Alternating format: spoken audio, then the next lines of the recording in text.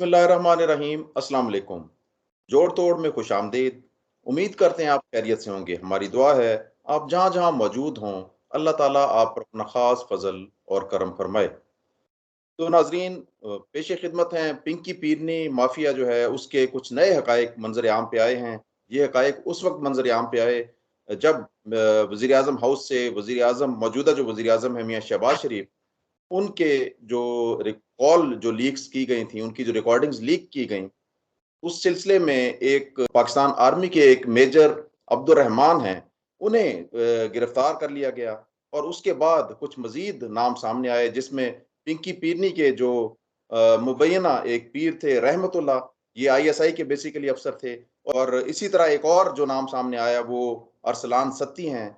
और इन जो दो साहिबान हैं जो आईएसआई के जो साबिक अफसरान हैं, रहमतुल्लाह और अरसलान सत्ती, इनको जनरल फैज हमीद ने रिटायरमेंट के बाद सऊदी एम्बेसी और यूएई एम्बेसी में इनको वहाँ पे जॉब इनकी स्टार्ट करवा दी गई थी, इन्हें वहाँ खपा दिया गया था। तो अरसलान सत्ती जो हैं उनके बारे में ये भी सामने आया है कि अरशद शरीफ जो कत्ल केस है वो उसमें भी उनका कुछ किरदार हो सकता है, क्योंकि वो अरसलान आखिरी वक्त तक अरशद शरीफ के साथ भी राब्ते में थे। तो ये सारी सूरत हाल जानते हैं। हमारे साथ हमेशा की तरह मौजूद हैं मोहसिन रजा खान साहब। जी मोहसिन साहब, ये तो नई से नई स्टोरियां आए रोज सामने आ रही हैं, आप क्या कहते हैं सर?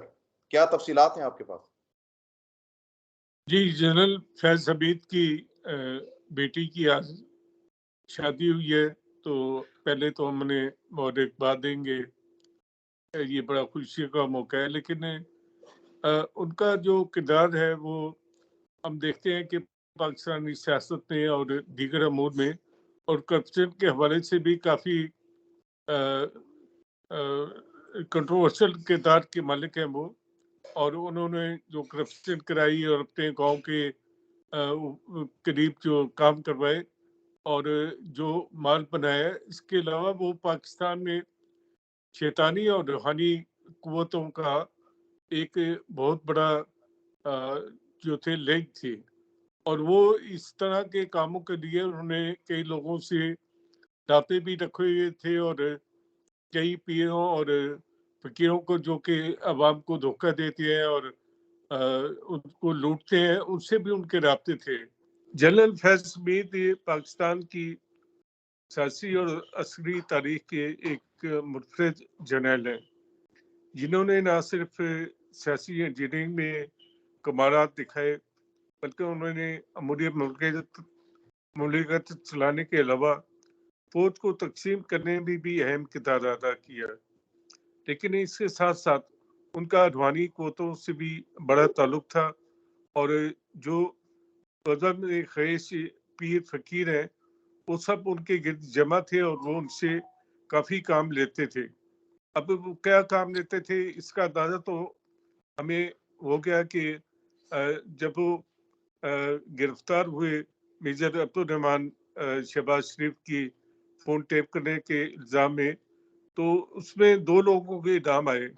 एक मेजर अरसलान सत्ती का, जिसको वो भेज चुके थे दुबई में, तैनात करवा चुके थे सफारतखाने में, और दूसरा रहमतुल्लाह का, जिसे वो सऊदी अरब में भेज चुके थे।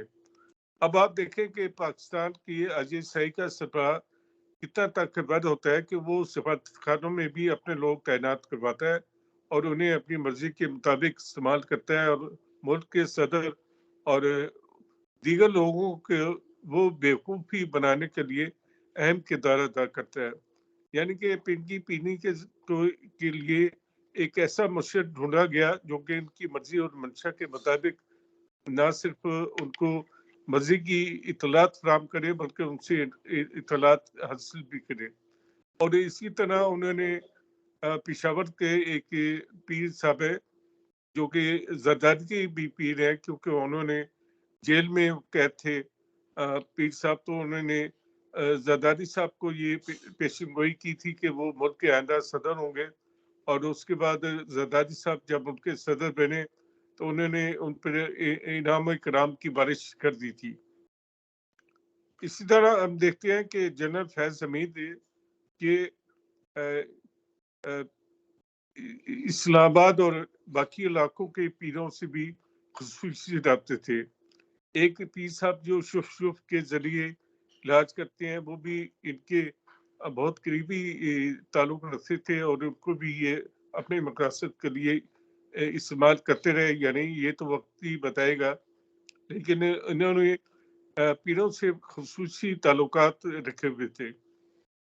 اسی طرح باقی بھی ہم دیکھتے ہیں کہ لوگوں سے ان کے رابطے تھے، اور لوگ طالبان سے بھی انہوں نے اپنے رابطے قائم کر لیے تھے، اور طالبان کے ذریعے پاکستانی طالبان کی پاکستان آمد جو تھی اس کو بھی انہوں نے ممکن بنایا.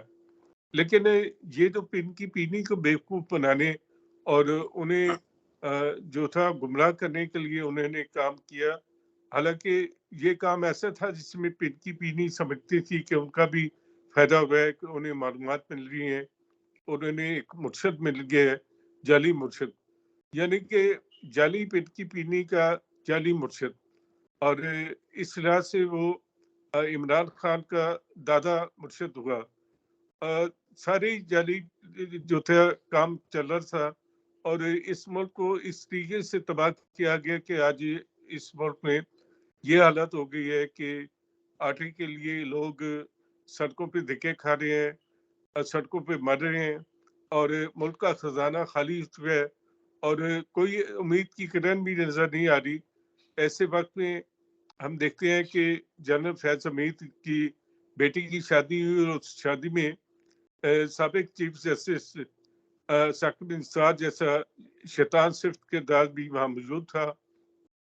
اس سے ظاہر ہوتا ہے کہ انہوں نے کتنا بڑا نیٹ ورک بنا لیا تھا جس نے اس ملک کی جڑیں کھوکھلی کی. اور آپ دیکھیں کہ جنرل فیض حمید کے ابھی تو چند کارنامے آئے ہیں، باقی جب ان کی داستانیں سامنے آئیں گی تو اس ملک کے لوگ بھی حیران آ جائیں گے، اور ساری دنیا یہ تماشا دیکھے گی کہ پاکستان آرمی کو کس طرح استعمال کیا گیا اور اس کے اداروں کو کس طرح محسوس کیا گیا. جی، تو محسن صاحب دوسرا بی بی کا جو علم ہے وہ کہاں گیا؟ کالا علم اور ان کے جو موکل ہیں وہ کہاں گئے؟ وہ اس کا مطلب ہے کہ یہ سب جھوٹ تھا، اور یہ سارا صرف یہ جو ٹیلی فون کے ذریعے ان کی ریکارڈنگ کی جاتی تھی رحمت اللہ کے ذریعے، تو یہ رحمت اللہ صاحب ہی ان کے پیر تھے سر. اور عمران خان اتنا بے وقوف شخص ہے کہ اسے وہ پنکی پیرنی کے جو مکر و فریب ہے اس میں وہ آ گیا کھیلتا رہا، یا یہ جان بوجھ کے یہ صرف شو کر رہا ہے عمران خان سے؟ نہیں، مجھے لگتا ہے کہ وہ پنکی پیرنی کے ٹیپ میں آ گیا تھا. یہ کہانی ابھی کھلے گی کہ وہ پنکی پیرنی سے شادی کرنا چاہتا تھا، یا وہ مانیکا خاندان میں کس وجہ سے اس نے تعلقات بنائے تھے، اور وہ وہاں کس سے اصل شادی کرنا چاہتا تھا، اور اس کے تعلقات کس سے تھے. لیکن پنکی پینی خود بیچ میں گھس گئی، اور اس نے یہ جگہ اپنے لیے بنائی، اور اس نے اسے اتنی جلدی تھی کہ اپنی عدت کی مدت بھی پوری ہونے سے پہلے یہ نکاح کروایا گیا. اور اس کے گواہ جو تھے وہ مفتی سعید تھے، اور جن کے اب عمران خان سے تعلقات ختم ہو گیا ہے. حالانکہ کبھی وقت ایک ایسا بھی وقت تھا کہ مفتی سعید نے ریحام خان کا بھی نکاح 10 محرم کو کیا تھا، اور اس کی بھی غلط تاریخ بتائی گئی تھی، اور اس کو بھی عدت کی عمر کو چھپایا گیا. اور یہ سب کھیل ایک کھیلا گیا اس ملک کے ساتھ، اور اس کے بارے میں وقت گزرنے کے ساتھ حقائق بھی کھلیں گے، اور سچ بھی سامنے آئے گا، اور پتہ چلے گا کہ اس ملک کے ساتھ آئی ایس آئی کے جو سربراہ تھے اور آئی ایس آئی جو تھی وہ کیا کھیل کھیلتی رہی، اس ملک کو کس عذاب میں ڈال دیا گیا.